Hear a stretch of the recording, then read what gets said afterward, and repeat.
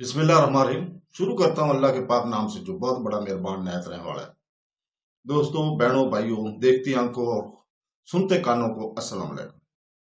इस्लामी फलसफे, इस्लामी तसूफ और तारीखी शख्सियात की मालूमाती सीरीज की वीडियो में आज हम शेख मोहम्मद उस्मान सराजुद्दीन की स्वानहयात और इनके मज़ार की तारीख को बयान कर रहे हैं। शेख मोहम्मद उस्मान सराजुद्दीन 18वीं और 19वीं सदी के तसूफ और इस्लामी स्कॉलरशिप की एक बुलंद पाया शख्सियत है जो 1781 ईस्वी में सुल्तनत उस्मानिया के एक गांव ताविल्ला में पैदा हुए, जो अब इराकी कुर्दिस्तान में है। ताविल्ला के मुअज़्ज़ज़ शेखों ने से तौला रखने वाला एक खानदान जो अपने गैर इस्लामी वर्से और निस्ब के लिए एहतराम करता है, जो हजरत मोहम्मद सल्लल्लाहु अलैहि वसल्लम के नवासों से आके मिलता है। उस्मान ने इल्मी सख्ती और रूहानी शरावत दोनों को मुजस्सम किया। छोटी उम्र से ही उन्होंने कुरान हिफ्ज कर लाया और इस्लामी अलूम में महारत हासिल करने के लिए ज़रे अपने आप को मुमताज किया। खासतौर पर हरमल खरबानी, सलमानिया और बगदाद के मशहूर मदरसा अब्दुल कादिर जिलानी में वो मौलाना खालिद अल बगदादी के रूहानी रहनुमाई में, जो नक्शबंदिया की दिल्ली शाख खालदिया के मुमताज बानी थे। खालदिया के 1811 में बगदाद में क्याम के दौरान, जिसके बाद उस्मान को 33 साल की उम्र में खालिद के पहले खलीफा की जिम्मेदारी सौंपी गई थी और उस्मान ने बोया खालदिया निस्ब के क्याम और वस्त से में इस्लाम उस्मान के अहम किरदार की निशानदेही करते हुए ताविल्ला वापस आकर शेख उस्मान ने एक बढ़ते हुए रूहानी मरकज की बुनियाद रखी। कई दुहाइयों से दौरान ये उस्मानियों और फारस में नक्शबंदी तालीमात का एक बड़ा मरकज बन गया, जिसने मुतहद अकायद की मतलाशियों को अपनी तरफ मतवज्जो किया। असरी बयानात शेख उस्मान को ज्यादातर नशा और अजमत के तौर पर बयान करते हैं, जो इनकी रूहानी शिद्दत और मरई मोजज़ात का सबूत है। आम लोग और इशराफिया दोनों ने इनकी हरमत और गहरी हमदर्दी की गुहाई दी।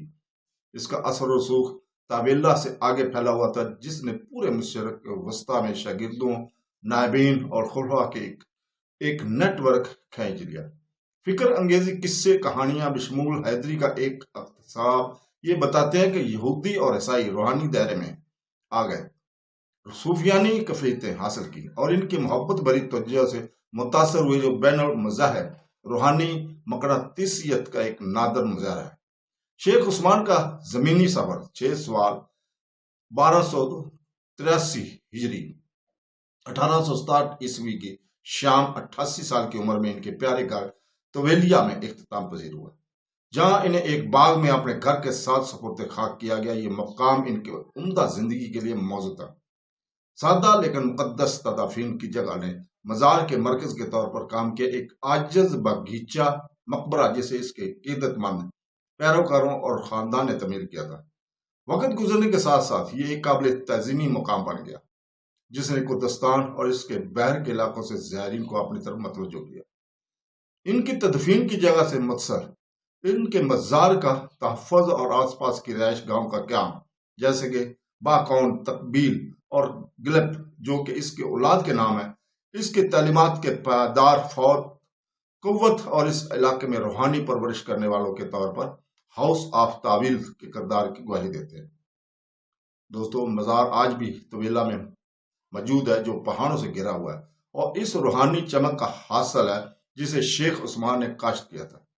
बगीचा मकबरा मामूली लेकिन जो पुरजोश है, जो पौधे लगाने वालों सुनतर के जिंदगी को मुजस्सम करता है, जिसने अल्लाह ही मोहब्बत और हिकमत के बीज बोए थे। ज़ायरीन सबज गुंबद वाले मकबरे पर रुकते हैं, इस बात की अक्कासी करते हैं कि किस तरह इनकी मौजूदगी ने इन पहाड़ी वादियों को रोशन किया था। आवाजों के साथ जो कुरानी आयात को इसने पसंद किया था और दिल सूफी लतायब के साथ गूंज रहे थे, जिसका उन्होंने बहुत शौक से मुकाबला किया था। तो दोस्तों, खुलासा यह है कि शेख उस्मान सराजुद्दीन नक्शबंदी ने कुरानी अकीदत, अखलाकी तालीमात और तब्दीली की रूहानी क़यादत में डूबी जिंदगी गुजारी। इनके स्वानहयात खलास का मुताला है, जिसकी जड़ें यकसन तौर पर इल्मी फजीलत और दिली तकवा में हैं। 1781 में तवेला में अजीम नस्ब पैदा हुए मोइन की सरपरस्ती में बढ़ रहे थे। खालिद और नक्शबंदिया के बीज होने के बाद अपने गांव वापस आकर वो एक बड़ा रूहानी चिराग बन गए। 1867 में गुजरते हुए इसका मजार में रहता है एक मामूली बागी कब्र जो अकीदतमंदों, तवेला और खानदान के जरिए तमीर की गई थी, एक ऐसे शख्स का जिंदा अहदनामा जिसकी मौजूदगी दिलों को इलाही मौजूदगी की तरफ रहनुमाई करती है।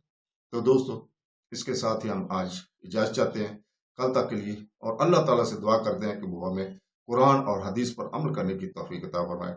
आमीन सुम आमीन। अल्लाह हाफ़िज़।